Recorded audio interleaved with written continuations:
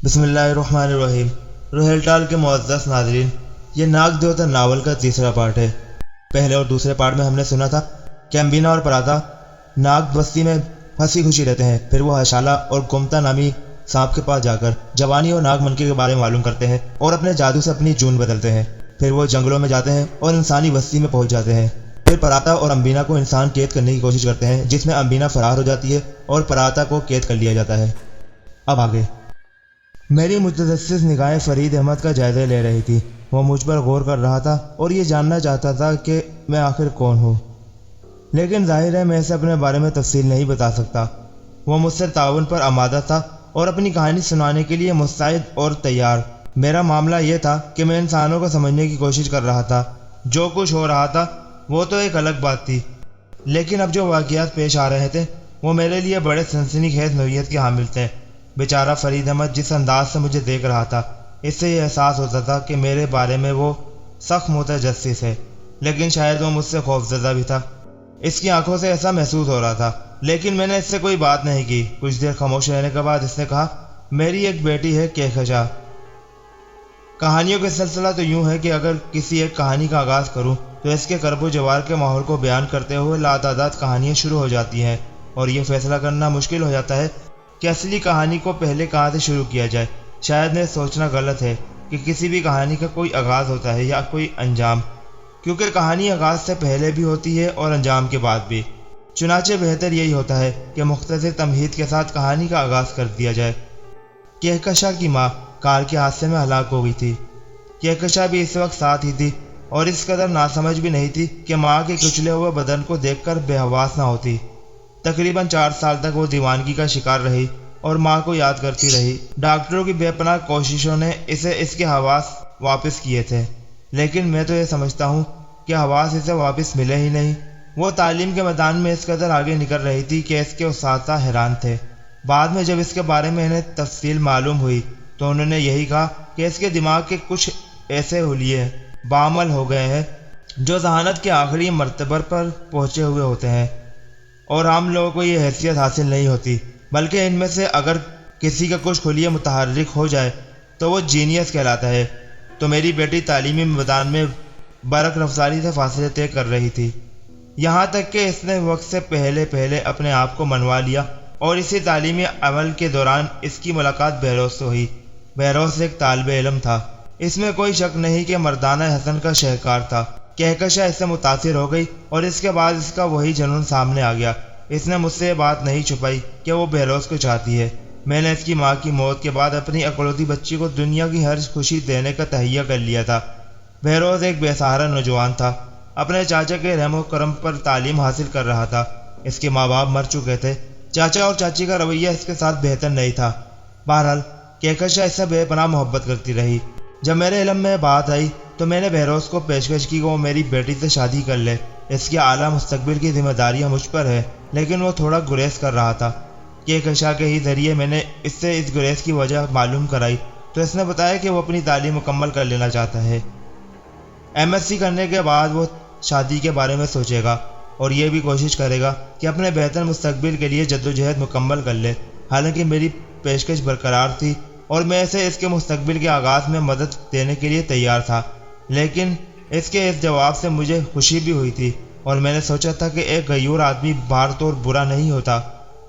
ان دونوں کے معاملات چلتے رہے، لیکن پھر ایک دن میں نے کہکشاں کو شدید غم کا شکار دیکھا۔ میری بیٹی مجھ سے مخلص تھی۔ میں نے اس سے بہت کچھ پوچھا تو اس نے کہا کہ بس بہروز کے رویے نے اس سے بددل کر دیا ہے۔ کوئی تفصیل نہیں بتائی تھی اس نے، جبکہ میں نے لاکھ کوشش کی۔ یہ میرا خیال تھا کہ بہروز شاید اس سے بے وفائی کر رہا ہے، یا اس نے کوئی ایسی بات کہہ دی جو کہکشاں کے لیے ناقابل قبول ہے۔ پچھلے کچھ دنوں سے میں یہ دیکھ رہا تھا کہ بہروز اب کہکشاں کے ساتھ گھر نہیں آتا۔ کہکشاں اس سے زیادہ مجھے کچھ بتانے پر آمادہ نہیں، یہاں تک کہ کچھ ایسا وقت گزرا کہ بہروز کو میں نے 1 یا 1.5 ماہ تک نہ دیکھا، اور ایک رات جب میں کہکشاں سے اس کے بارے میں معلومات حاصل کرنے لگا تو کہکشاں پر شدید دورہ پڑ گیا۔ وہ پاگلوں کی طرح چیخنے لگی اور اس کی دیوانگی شدت اختیار کرتی گئی۔ میں دہشت زدہ ہو گیا۔ تو اس کے بعد یہ سلسلہ مستقل ہو گیا۔ میری بچی مسلسل ذہنی اذیت کا شکار ہو گئی، اور اس کی وجہ یہ تھی کہ بہروز ادھر چھوڑ کر چلا گیا، کسی دوسرے شہر چلا گیا تھا۔ وہ غائب ہو گیا تھا اور میں نے اسے تلاش کرنے کے لیے کیا کیا جتن نہیں کیے، لیکن وہ نہ ملا۔ سمجھ رہے ہو نا، یہ ہے میری بیٹی کا المیہ۔ ایک بد نصیب شخص میری زندگی کی آخری خوشی سے بھی محروم کر گیا، اور اب میں روتا ہوں اپنی بچی کے لیے، فرید احمد نے کہا اور پھوٹ پھوٹ کر رونے لگا۔ میں حیرانی سے کہانی سن رہا تھا۔ عشق و محبت کی کہانی تھی، اور میں تو خود بھی محبت کا مارا تھا۔ امینہ کا پیار میری زندگی تھا، میری امینہ بھی تو مجھ سے دور ہو گئی تھی نا۔ میرا علم کہتا ہے کہ وہ زندہ ہے، لیکن میرا علم اس کی تلاش میں مدد نہیں کر سکتا تھا۔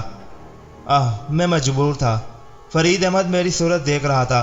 میں نے بہت سوچنے سمجھنے کے بعد اس سے کہا، تو کیا تمہاری بیٹی اب کبھی ٹھیک نہیں ہو سکے گی؟ وہ ٹھیک ہے، لیکن اس پر دیوانگی کے دورے پڑتے ہیں۔ اگر وہ وقت بیروس واپس آ جائے تو شاید وہ ٹھیک ہو جائے۔ میں خاموشی سے سوچتا رہا۔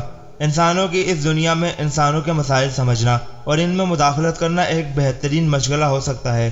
میں نے اس سے کہا، دیکھو تم مجھے نہیں جانتے، کسی بھی انداز میں نہیں جانتے تم۔ اگر میں تم سے کہوں کہ میرا نام پراتا ہے تو کیا تم قبول کر لو گے؟ پراتا؟ ہاں۔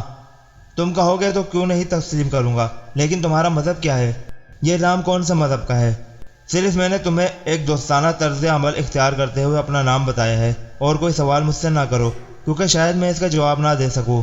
ہاں، اگر میں تم سے یہ کہوں کہ میں تمہاری بچی کو اس کی اصلی حالت میں لانے کے لیے تھوڑی سی جدوجہد کرنا چاہتا ہوں، تو کیا تم اپنے تجسس کو دبا کر مجھے اس پناہ گاہ میں قبول کر لو گے؟ بس تھوڑا سا وقت، میں تمہیں کوئی نقصان نہیں پہنچاؤں گا، میرا وعدہ ہے۔ اگر میری بچی کے نام پر تم مجھے کوئی نقصان پہنچا بھی دو تو میں خوشی سے وہ نقصان قبول کر لوں گا۔ اس کے سوا دنیا میں میرے لیے اور کوئی شے بھی تو نہیں۔ تم فکر نہ کرو، میں کوشش کرتا ہوں۔ اور ہاں، ایک بات تمہیں اور بتا دوں، یہاں سے تھوڑے فاصلے پر ایک کمرے میں ایک انسانی جسم پڑا ہوا ہے جو اب زندگی سے محروم ہے۔ اگر تم اسے ٹھکانے لگا دو تو تمہارے حق میں بہتر ہوگا، کیونکہ کچھ وقت کے بعد اس سے بہنے والا زہریلا پانی یہاں کی فضا کو آلودہ کر دے گا۔ کیا کہا؟ فرید احمد چوک کر بولا۔ میں وہاں تک تمہاری رہنمائی کر سکتا ہوں۔ اور اس کے بعد فرید احمد کو لے کر اس جگہ پہنچا جہاں پروفیسر ہارون مردہ حالت میں پڑا ہوا تھا۔ فرید احمد سکتے میں رہ گیا۔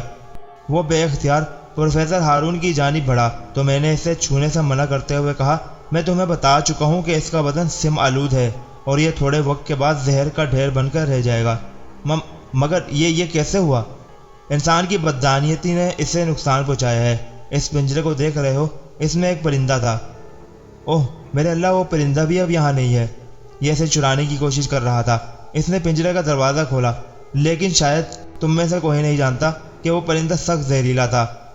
اس نے اسے نقصان پہنچا دیا۔ اور ہاں اور کیا؟ فرید احمد نے کہا، اور وہ یہاں سے پرواز کر گیا۔ فرید احمد انتہائی خوفزدہ نگاہوں سے پروفیسر ہارون کو دیکھ رہا تھا۔ میں نے اس سے کہا، اور میرے لیے کسی مخصوص جگہ کا ہونا ضروری نہیں، تمہارے اس گھر میں اپنا ٹھکانہ تلاش کر لوں گا، لیکن اگر تم کوئی خاص بات محسوس کرو تو اس پر توجہ نہیں دینا۔ اب جس طرح بھی بن پڑے، اس بدن کو یہاں سے کسی ایسی جگہ ہٹوا دو جہاں سے یہ دوسروں کے لیے تکلیف دہ نہ بن سکے۔ اب میں چلتا ہوں، میں نے کہا، اور وہاں سے نکل گیا۔ فرید احمد نے کچھ کہنے کے لیے ہونٹ کھولے، لیکن کچھ کہہ نہ سکا، اور میں برق رفتاری سے بڑھتا ہوا عمارت کے اس حصے میں پہنچ گیا جو پرانا اور سنسان تھا۔ یہاں آ کر میں زمین پر لیٹا اور پھر اپنے وجود میں آ گیا۔ اس کے بعد میرے لیے بے شمار پناہ گاہیں تھی۔ ایک درخت کے کھوکھلے تنے میں نے اپنا ٹھکانہ منتخب کیا، کیونکہ بہت زیادہ تھکن ہو گئی تھی، اس لیے آرام کرنے کے لیے لیٹ گیا۔ اب مجھے یہ دیکھنا تھا کہ جو کچھ میں نے فرید احمد سے کہا، اس کے لیے میں کیا کر سکتا ہوں۔ آنکھیں بند کی تو امینہ کا چہرہ نگاہوں کے سامنے آ گیا۔ امینہ میری بچپن کی ساتھی، بچپن کی دوست، نہ جانے کہاں ہے وہ۔ مجھے امینہ کا پتہ معلوم ہو جائے تو میں اسے بھی اپنی اس دنیا میں لے آؤں اور اس سے کہوں کہ امینہ ذرا دیکھ، یہ انسان تو سب سے انوکھی چیز ہے۔ اگر جون بدلنی ہے تو انسانوں کی جون اختیار کی جائے۔ ان میں لا تعداد کہانیاں ہیں، ایسے انوکھے واقعات جنہیں عقل تسلیم بھی نہ کرے۔ امینہ مجھ تک واپس آ جا۔ کیا تیرا علم تجھے میرا پتہ نہیں دے سکتا؟ پھر میں نے دل ہی دل میں فیصلہ کیا کہ جس طرح امینہ کو تلاش کرنے میں ناکام رہا ہوں، وہ ابھی مجھے تلاش نہ کر پا رہی ہوگی۔ ہاں، بس جس طرح میرے علم نے مجھے یہ بتا دیا کہ امینہ زندہ ہے، تو امینہ کے علم نے بھی اسے اس بات کا پتہ دے دیا ہوگا کہ میں زندہ ہوں۔ شاید کبھی ہم دونوں پھر سے مل بیٹھے، ان حسین لمحات کے گزرتے ہوئے، جب انسانی زندگی لمحہ لمحہ میرے علم میں آ رہی تھی اور مجھے احساس ہو رہا تھا کہ 1000 سال کی عمر پانے کے بعد جون بدل کر اگر کوئی شکل اختیار کی جائے تو وہ انسان کی ہی ہونی چاہیے۔ میرے دل میں امبینا کا زخم بھی تھا، اور پھر نہ جانے میں کب سو گیا اور پھر دوسرے دن جاگا۔ میں جانتا تھا کہ دن کی روشنی میں میرا باہر نکلنا سخت خطرناک ہوگا اور مجھے کوئی نقصان بھی پہنچ جائے گا، چنانچہ رات کا انتظار کرنے لگا، اور جب خوب رات ہو گئی تو میں نے اپنی جگہ چھوڑ دی اور برق رفتاری سے زمین پر رینگتا ہوا عمارت میں داخل ہو گیا آرام کرنے کے لیے۔ جگہ بہت اچھی مل گئی تھی، درخت کے کھوکھلے تنے کی جانب کوئی بھی نہیں آتا تھا۔ سارا دن سکون سے گزرا، موسم میں بھی ٹھنڈک تھی۔ بہرحال میں عمارت کے مختلف حصوں میں چکراتا رہا۔ سب لوگ سو چکے تھے۔ میں نے کہکشاں کے کمرے میں جھانکا تو اسے جاگتے ہوئے پایا۔ ایک مخصوص جگہ سے میں اس کا جائزہ لینے لگا۔ یقیناً یہ بہروز کی امبینا تھی، اتنی ہی خوبصورت اور پرکشش۔ اب وہ ہوش مند تھی اور چیخ نہیں رہی تھی، لیکن وہ ایک تصویر کے سامنے تھی۔ ایک بہت بڑی سی شکل اس کے سامنے نظر آ رہی تھی، جسے تصویر ہی کہا جا سکتا ہے۔ ایسی تصویر جو آنکھوں میں پیوست ہو جائے، اور یقینی طور پر یہی اس کا نر تھا، جس کا نام بہروز تھا۔ میں وہاں سے آگے بڑھا اور اس کے بعد فرید احمد کو دیکھا، جو عبادت کر رہا تھا اور مدھم مدھم آواز میں کچھ کہتا جا رہا تھا۔ میں نے اس کے الفاظ سنے تو کچھ سمجھ میں آئے اور کچھ سمجھ میں نہ آئے۔ وہ کہہ رہا تھا، میرے معبود میری بیٹی کو اس کی زندگی کی ہر خوشی دے دے۔ میرے معبود، دنیا میں میرے سوا اس کا اور کوئی نہیں۔ بہت دیر تک وہ ایسی ہی باتیں کرتا رہا۔ اگر میرا اندازہ غلط نہیں تھا تو وہ عبادت کر رہا تھا اور دیوتاؤں سے کچھ مانگ رہا تھا۔ بہرحال میں نے ایک گوشے میں آ کر اپنی جون بدلی اور انسانی شکل اختیار کر لی۔ میں سوچ رہا تھا کہ اب مجھے کیا کرنا چاہیے، اور میرے ذہن میں روشنیاں جلنے لگی۔ میں انتظار کرتا رہا۔ پھر یوں ہوا کہ خوب رات گزر گئی، اور میں نے اپنے دل میں جو فیصلہ کیا اس پر عمل کرنے کے لیے میں تیار ہو گیا۔ حالانکہ میری عقل اس قدر میرا ساتھ نہیں دے پا رہی تھی، لیکن اس سلسلے میں جو کچھ میں نے سوچا تھا وہ منفرد نوعیت کا حامل تھا، اور میرا خیال تھا کہ میں نے جو سوچا ہے ہو سکتا ہے وہ میرے لیے کالآمد ہی ثابت ہو۔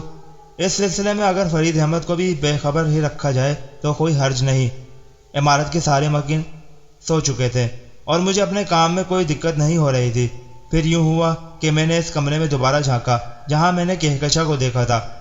وہ تو اب وہاں موجود نہیں تھی، لیکن کمرے کے کانچ پر وہ تصویر ابھی رکھی ہوئی تھی جس کے سامنے وہ کھڑی ہوئی آنسو بہا رہی تھی۔ میں اس تصویر کے سامنے پہنچ گیا۔ اس کے بعد میں نے اسے اپنی آنکھوں میں محفوظ کر لیا۔ پھر وہیں ایک جگہ پر لیٹ کر میں نے اپنا اصلی جسم حاصل کیا۔ صاف بننے کے بعد میں نے ایک بار پھر فن اٹھایا اور اس تصویر کو دیکھنے لگا۔ پھر رفتہ رفتہ میں نے انسانی روپ اختیار کرنا شروع کیا۔ تصویر چونکہ اس وقت میری آنکھوں میں بسی ہوئی تھی، اس لیے میرے نقوش اسی انسان کے چہرے کے نقوش میں تبدیل ہو گئے، اور پھر کچھ دیر کے بعد میں اٹھ کر کھڑا ہو گیا۔ سامنے ایک بہت بڑا آئینہ نظر آ رہا تھا۔ میں قدم قدم چلتا ہوا اس آئینے کے پاس پہنچا، اور جب اس آئینے میں نے اپنے آپ کو دیکھا تو میں خود بھی حیران رہ گیا۔ تصویر والے نقوش سے اب میرے وجود میں ذرا برابر بھی فرق باقی نہیں رہ گیا تھا۔ کیا ہی دلچسپ بات ہے! کاش امبینا بھی میرے اس ذہانت بھرے عمل کو دیکھتی تو کس قدر خوش ہوتی۔ ہم دونوں مل کر اگر انسانوں کی دنیا میں انسانوں کے مسائل کے ساتھ اس طرح سفر کرتے تو لطف ہی دوسرا ہو جاتا۔ لیکن امبینا پتہ نہیں کہاں تھی۔ بس اس کے بعد میں نے جو دل میں سوچا تھا اس پر عمل کرنے کے لیے ضروری تھا کہ وہاں سے نکل جاؤں، اور آہستہ آہستہ چلتا ہوا میں آخرکار عمارت سے باہر آ گیا، اور اس کے بعد انسانوں کی دنیا کی مختلف چیزیں دیکھتا رہا۔ رات کے ساتھ انسانی زندگی بھی سو گئی تھی، لیکن روشنیاں جگمگا رہی تھی، اور بہت سے ایسے انسان اب بھی مصروف عمل تھے جن کی زندگی کا انداز مختلف تھا۔ وہ لوگ اپنے کاموں میں رات کو بھی مصروف تھے۔ میں انہیں جاننے کی کوشش کرنے لگا۔ پھر اپنے منصوبے کے مطابق میں دوسرے دن صبح فرید احمد کی رہائش گاہ پر پہنچ گیا۔ بڑے دروازے سے اندر داخل ہو کر میں عمارت کے تھرد دروازے تک پہنچا، اور پھر وہاں سے اندر داخل ہوا تو سب سے پہلے میری نظر فرید احمد پر ہی پڑی تھی۔ فرید احمد نے مجھے دیکھا اور اس بری طرح سے اچھلا کہ گرتے گرتے بچا۔ پھر اس کے چہرے پر شدید غصے کے آثار نمودار ہو گئے۔ وہ تیز تیز قدموں سے میری طرف بڑھا، پھر ادھر ادھر دیکھتا ہوا بولا، کہاں مر گئے تھے تم مزدور؟ کہاں چلے گئے تھے تم؟ میری بچی کو زندہ درگود کر دیا تم نے۔ تم نے مجھے زندگی سے محروم کر دیا۔ کہاں غرق ہو گئے تھے تم؟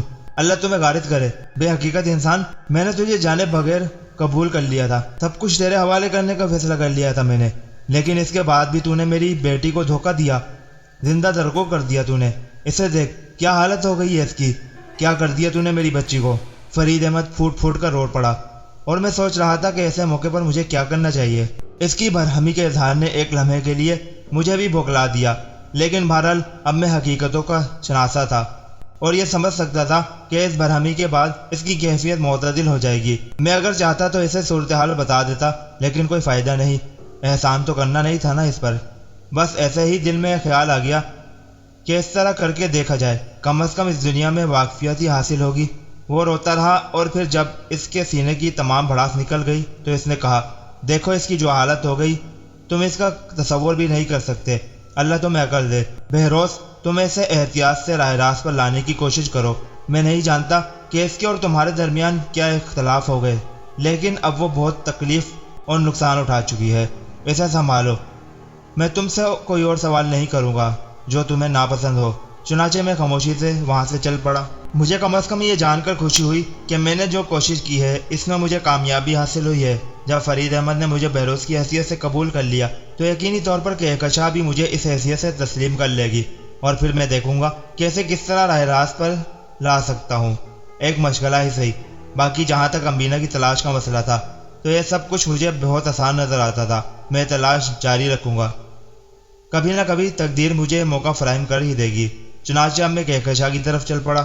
ویسے بھی وہ لڑکی مجھے شکل و صورت سے اچھی لگی تھی، اور میرے دل میں یہ خیال تھا کہ کم از کم اس جیسی خوش شکل اور حسین لڑکی کو ایسے کسی دکھ کا شکار نہیں ہونا چاہیے۔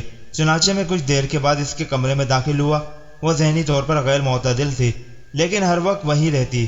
یہ بات مجھے فرید احمد نے بتائی تھی۔ چنانچہ اس وقت بھی وہ ایک موسیری پر نیم دراز کوئی چیز دیکھ رہی تھی، شاید اس چیز کو کتاب کہتے ہیں، اور اس سے علم حاصل ہوتا ہے۔ میں بہت سی باتیں جاننا چاہتا تھا اور اس فکر میں تھا کہ جس طرح بھی بن پڑے مجھے اس دنیا کے بارے میں زیادہ سے زیادہ معلومات حاصل ہو جائے۔ جون بدل کر کچھ بھی بن جائے، لیکن انسان کی بات ہی ہو رہے، عقل و دانش کا پیکر، خوبصورت زندگی گزارنے والا، میں بھی انہیں کے درمیان وقت کیوں نہ گزاروں۔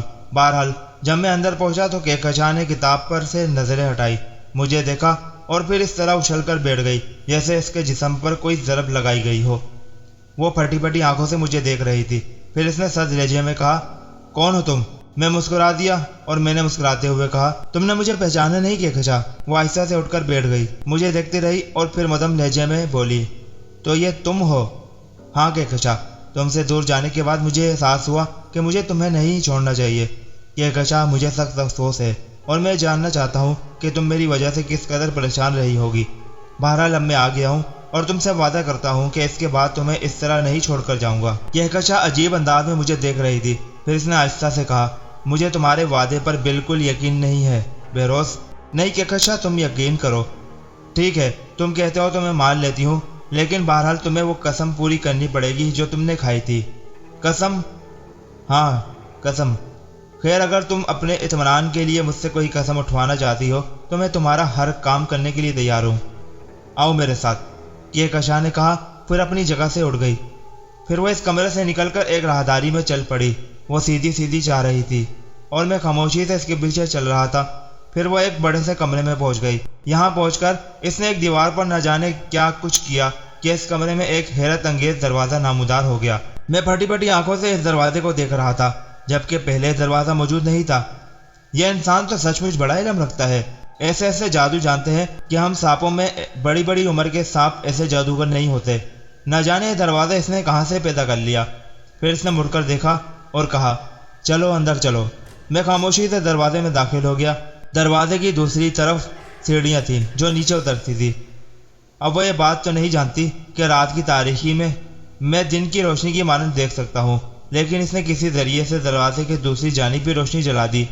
وہ خود میرے پیچھے نہیں آئی تھی بلکہ وہی کمرے میں رک گئی۔ پھر تھوڑی دیر کے بعد وہ بھی میرے پیچھے اترتی ہوئی اس بڑے سے ہال نما کمرے میں آ گئی جو ان سیڑھیوں کے اختتام کے بعد تھا۔ کمرے میں تیز روشنی پھیلی ہوئی تھی۔ اس روشنی میں مجھے ایک صندوق نما شے نظر آ رہی تھی جو ایک گوشے میں رکھی ہوئی تھی۔ نہ جانے کیوں مجھے سب کچھ بڑا پراسرار معلوم ہو رہا تھا۔ یہ خوبصورت سی لڑکی، پہلے تو مجھے ایک عام سی لڑکی ہی محسوس ہوئی، لیکن اب یوں لگ رہا تھا جیسے اس کی شخصیت میں کوئی بہت ہی انوکھی بات ہے جو سمجھ نہیں آ رہی۔ وہ آہستہ آہستہ چلتی ہوئی آگے بڑھی اور پھر اس نے اس بڑے سے ہال کا دروازہ اندر سے بند کر دیا، اور اس کے بعد اپنا ہاتھ سیدھا کر کے بولی، میرے ہاتھ کی طرف دیکھو، اس میں کیا ہے؟ جو چیز اس کے ہاتھ میں نظر آئی تھی وہ میرے لیے ناقابل فہم تھی۔ میں تعجب سے اسے دیکھنے لگا۔ کیا ہے یہ؟ جاننا چاہتے ہو یا مذاق اڑا رہے ہو میرا؟ نہیں، میں نے اس کے چہرے کو دیکھتے ہوئے کہا۔ یہ چہرہ مجھے بے حد عجیب سا لگا۔ اس آنکھوں میں نفرت کی چنگیاریاں بھری ہوئی تھی۔ میں تو یہ سوچ رہا تھا کہ وہ مجھ سے انتہائی محبت سے پیش آئے گی، میری صورت دیکھ کر محبت سے دیوانی ہو جائے گی، لیکن اس کی آنکھوں میں نفرت کے نقوش میرے لیے بڑے تعجب خیز تھے۔ میں نے کہا کہ کشا، تم مجھے بہت عجیب سی لگ رہی ہو، اور تم اپنے بارے میں کیا کہتے ہو؟ میں جانتا ہوں کہ تم میرے چلے جانے سے ناراض ہوگی۔ خوب، بیوقوف آدمی، تم نے یہ نہیں سوچا کہ اصل بہروز بھی واپس آ سکتا ہے؟ اس کے بارے میں تمہیں کیا معلوم ہے؟ اصل بہروز؟ ہاں، اصل بہروز۔ تمہارا مطلب ہے کہ میں اصل نہیں ہوں؟ میرا یہی مطلب ہے، اور تم اس بات کو اچھی طرح جانتے ہو۔ تو تمہیں کوئی غلط فہمی ہو گئی ہے، کیا میری صورت بہروز جیسی نہیں ہے؟ جواب میں وہ زہریلا انداز میں مسکرا دی۔ پھر اس نے کہا، تم کون ہو؟ یہاں آنے سے تمہارا مقصد کیا ہے؟ اگر بتا دو تو بہتر ہے، میں گمنامی کے عالم میں کسی کو موت کا شکار نہیں بنانا چاہتی۔ موت؟ میں بگلائے ہوئے لہجے میں بولا، اور اچانک ہی اس نے اپنے ہاتھ میں پکڑی ہوئی اس عجیب و غریب شے کی کوئی کل دبائی۔ اس سے شعلہ نکلا اور میرے قریب سے گزرتا ہوا دیوار میں پیوست ہو گیا۔ ساتھ ہی ایک دھماکہ بھی ہوا جو بہت زوردار تھا۔ میرے تو حواس ہی بگڑ گئے۔ میں شدت خوف و حیرت سے گنگ رہ گیا، اور وہ زہریلی نگاہوں سے مجھے دیکھ رہی تھی۔ اس نے کہا کہ اس کے بعد دوبارہ فائر ہوگا، لیکن ساتھ ہی ساتھ تمہارے سینے میں سوراخ بھی ہو جائے گا۔ مگر کیوں؟ آخر کیوں؟ تم میری زندگی لینے پر کیوں تل گئی ہو؟ تم تو مجھ سے محبت کرتی ہو۔ میں نے بمشکل تمام کہا، اگر تم مجھے یہ بتاؤ تمہیں کس نے یہاں بھیجا ہے؟ میری محبت کی کہانی تمہیں کیسے معلوم ہوئی؟ کیا تم مجھے اس بارے میں نہیں بتاؤ گے؟ کس نے بھیجا ہے اسے کیا مطلب؟ میں خود آیا ہوں یہاں۔ فرید احمد تمہارے لیے کس قدر پریشان ہے، کیا تمہیں اس کا اندازہ نہیں؟ اور جب میں آ گیا ہوں تو تم میرے ساتھ یہ سلوک کر رہی ہو؟ جواب میں اس نے نفرت بھرے انداز میں ہوش سکڑے، پھر بولی، آؤ ادھر آؤ میرے پاس، لیکن کال کھول کر سن لو، اگر ذرا برابر کوئی حرکت کرنے کی کوشش کی تو میں تمہیں زندہ نہیں چھوڑوں گی۔ یہ تہ خانہ ہزاروں رازوں کا مدفن ہے، تم یہ نہ سمجھنا کہ تمہاری کہانی یہاں سے باہر جا سکے گی۔ آؤ۔ میں سہما سہما اس کے ساتھ آگے بڑھ گیا تو وہ بولی، اس صندوق کا ڈھکن ہٹاؤ۔ میں نے اس کی خواہش کے مطابق لکڑی کے اس صندوق کا ڈھکن ہٹایا تو اس کے اندر مجھے جو کچھ نظر آیا اسے دیکھ کر میں خوف سے پیچھے ہٹ گیا۔ یہ بھی ایک انسانی بدن تھا، لیکن اس کے نقوش دیکھ کر مجھے اپنے آپ پر ہنسی آنے لگی۔ یہ تو میں ہی تھا، میں نہیں بلکہ بہروز تھا جس سے وہ محبت کرتی تھی، لیکن یہ تو مر چکا ہے۔ میں نے تعجب سے اس مردے شخص کو دیکھتے ہوئے کہا، مجھے کیا سمجھتے ہو تم؟ میں ایک تعلیم یافتہ لڑکی ہوں، اور یہ بات تم نہیں جانتے ہو کہ میں نے بہت سے علوم سیکھے ہیں، جن میں مصر کا طریقہ حنوط بھی مجھے معلوم ہے کہ قدیم مصر میں فرعونوں کو کیسے حنوط کیا جاتا تھا۔ میں نے اپنے محبوب کو اس طرح حنوط کر کے اپنے لیے محفوظ کر لیا ہے۔ اس بکواس نے میری محبت کو ٹھکرا دیا، اس نے مجھے تسلیم نہیں کیا۔ یہ سمجھتا تھا کہ میری چاہت جو دیوانگی کی حد میں داخل ہو چکی ہے میری مجبوری بن گئی ہے۔ اس نے کسی اور لڑکی کو مجھ پر ترجیح دی۔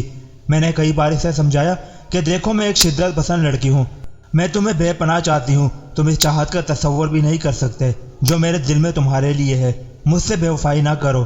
لیکن یہ مجھے بیوقوف سمجھتا تھا۔ میری تمام چاہتوں کے باوجود اس نے صرف یہ سوچ رکھا تھا کہ میری دولت اس کے قبضے میں آ جائے اور وہ اسے ذریعہ عیاشی بنا لے گا۔ اور جب یہ میرے سمجھانے پر بالکل باز نہ آیا، بلکہ ایک بار اس نے اپنی محبوبہ کے سامنے میری بےعزتی کر دی، تو میں نے دل میں فیصلہ کیا کہ اب اسے زندگی سے محروم ہو جانا چاہیے۔ اس جیسے شخص کو زندگی نہیں دی جا سکتی۔ میں نے تو اسے اپنا سب کچھ دے دیا تھا، سب کچھ، لیکن یہ دیوانہ تھا، اسے قبول نہ کر سکا۔ اور پھر ایک رات میں نے زہر دے کر ہلاک کر دیا۔ میں نے ختم کر دیا اسے اور اس کی لاش کو حنوط کر لیا، اور اب یہ صرف میری ملکیت ہے، اور جب تک میں زندہ ہوں یہ اسی حالت میں یہاں پڑا رہے گا، اپنی محبوباؤں، چاہتوں اور خوشیوں سے دور۔ میں سکتے کے عالم میں کھڑا ہوا تھا کہ انسانوں کی یہ کہانی، لیکن یہاں تو کھیل ہی کچھ دوسرا تھا۔ یہ جنونی لڑکی اپنے ہاتھوں سے اپنے محبوب کو قتل کر کے اس کے لیے پاگل ہو گئی تھی۔ نہیں، فرید احمد نے تو محبت بھرے انداز میں تمہارے لیے سوچا تھا۔ اس پاگل لڑکی کے لیے میں کیا کر سکتا ہوں؟ سوال ہی نہیں پیدا ہوتا، اس کا کھیل تو ختم ہو چکا ہے۔ میں نے اسے کہا، لڑکی ٹھیک ہے، میں کون ہوں کیا ہوں یہ جاننا تمہارے لیے ضروری نہیں، اور نہ میں تمہیں بتانا چاہتا ہوں۔ میں تمہاری دولت کا لالچ نہیں رکھتا، دولت میرے لیے کوئی حیثیت نہیں رکھتی۔ اب تم ایسا کرو کہ مجھے جانے دو، میں جا رہا ہوں اور اس کے بعد دوبارہ کبھی تمہارے پاس نہیں آؤں گا۔ تم نے وہ راز جان لیا ہے جس کے بعد تمہاری زندگی میرے لیے خطرناک ہے۔ سنو، اس وقت تو میں جا رہی ہوں، لیکن تم اپنے آپ کو تیار کر لینا کہ تم مجھے اپنے بارے میں بتا دو۔ اگر تم نے نہ بتایا تو اس سے خانے میں 2 لاشیں ہوں گی، ایک یہ اور دوسری اس کے ہمشکل کی، یعنی تمہاری۔ سوچ لینا، غور کر لینا۔ کل دن میں کسی وقت آؤں گی۔ مجھے یقین ہے کہ اس وقت تم سچ بولنے کا فیصلہ کر چکے ہوگے۔ وہ واپسی کے لیے مڑی اور میں خاموشی سے اس سے جاتے ہوئے دیکھتا رہا۔ پھر جب وہ اوپر کا دروازہ بند کر کے چلی گئی اور اندر اس تہہ خانے میں تاریکی ہو گئی تو میں نے دل میں سوچا کہ پراتا، انسانوں کے درمیان تو بہت زیادہ ہوشیار رہنے کی ضرورت ہے۔ زیادہ چالاکی کا ثبوت نہ دو، انہیں جانو، دیکھو، پرکھو انہیں اور اپنی امبینہ کو تلاش کرتے رہو، اسی میں بہتری ہے۔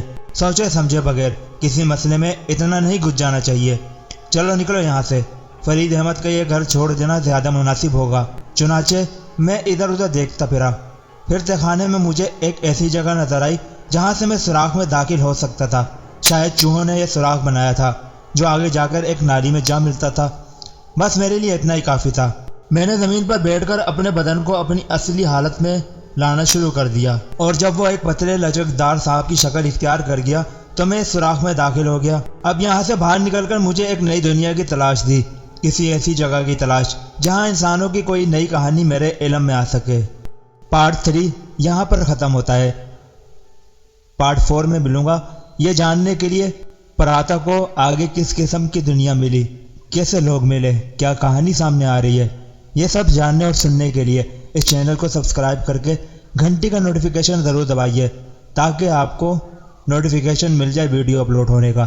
کل رات کو انشاءاللہ اسی ٹائم یہ ویڈیو اپلوڈ ہو جائے گی پارٹ 4 کی۔ تو پارٹ 4 کے ساتھ کل آپ کے ساتھ ملاقات ہوگی۔